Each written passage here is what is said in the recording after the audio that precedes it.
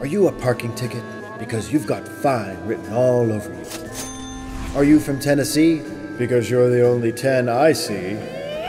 Is this the Hogwarts Express? Because it feels like we're heading somewhere magical. Be honest, do these sound familiar? Have you used something like this, or even worse, tried to use pickup lines on someone else? Why is it that we try to think of something clever to swoon our potential mates rather than just state the obvious? And for the love of all that's good and holy, why do we feel obligated to do this even more on February 14th, every single year? That's right, we're going to talk about Valentine's Day, and even Saint Valentine himself. Who was this guy? What were his best pickup lines? And what did he do to get his own holiday? Let's dive in and find out more of the story. Valentine was born during the 3rd century in the Roman Empire under the rule of Claudius II. Claudius was frustrated because many men were choosing to get married rather than join the military. Under Roman law at the time, married men could not be drafted into the army. To solve this little problem, he decided to outlaw marriage in the hopes he could draft more men into the armed forces. Valentine, a priest, said, "We'll just see about that." Valentine married couples in secret, throwing a monkey wrench into Claudius's plan of world domination. When Claudius found out, he was really mad. So mad that he threw Valentine in prison for the audacity of doing his job. While in jail, Valentine befriended a jail guard by the name of Asterius. Asterius had a blind daughter, and the trio would often interact inside the jail cell.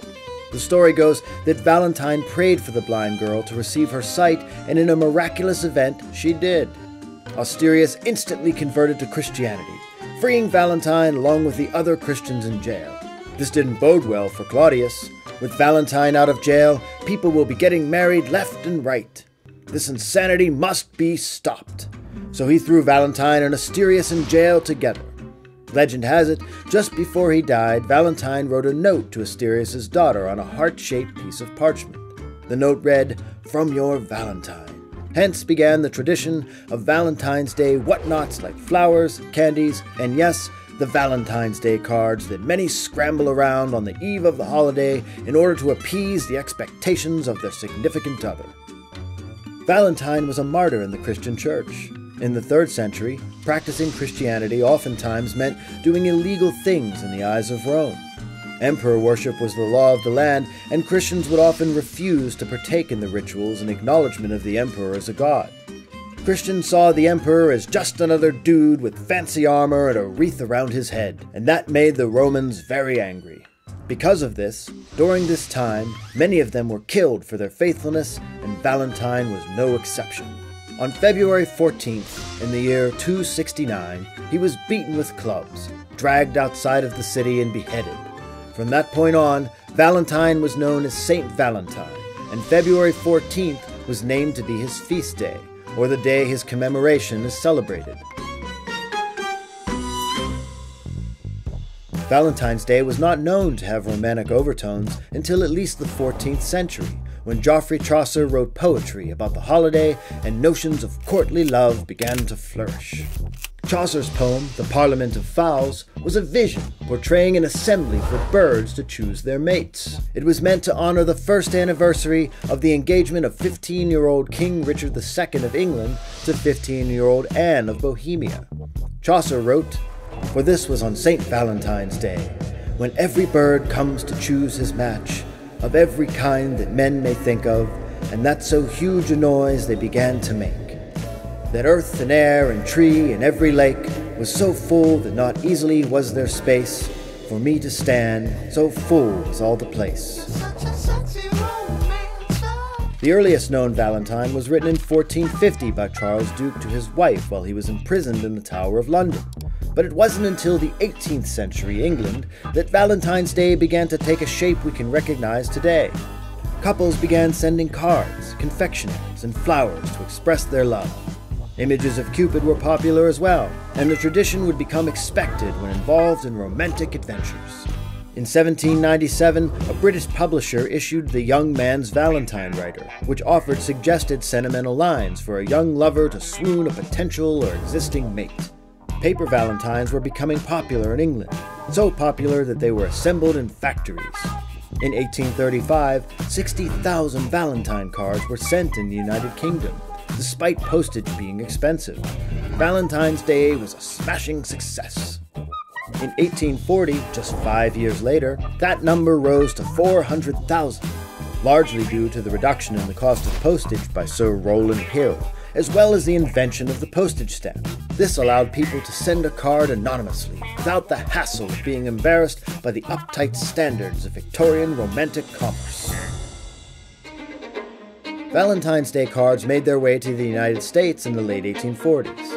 In 1847, Esther Howland of Massachusetts got the idea to mass-produce them from a valentine she herself received from a British business associate of her father, who owned a large bookstore. Esther knew she could make a better card, so she began importing paper lace and floral decorations from England. She made dozens of samples and elicited her brother, a salesman, to take the cards on his next sales trip. Esther was hoping to bring in $200, but the trip yielded $5,000, which is about $167,000 in today's money. Esther began mass-producing cards on an assembly line, hiring her friends to help design the cards. She personally oversaw each design and built a business that eventually grossed over $100,000 a year, or about $3.7 million in today's value. Since 2001, the Greeting Card Association has been giving an annual Esther Howland Award for a greeting card visionary. Today, according to Hallmark, 145 billion cards are exchanged across the industry, with an average person in 2021 spending $165 on the holiday. Valentine's Day cards weren't always sweet and thoughtful declarations of love. During Victorian times, the vinegar valentine was reserved for those with whom there was less romantic attraction. These nasty little notes ranged from playful and humorous to outright trauma-inducing. Vinegar valentines were commercially bought postcards that usually came with an insulting poem and illustration. Usually, they were sent anonymously, so the receiver had to guess who hated him or her.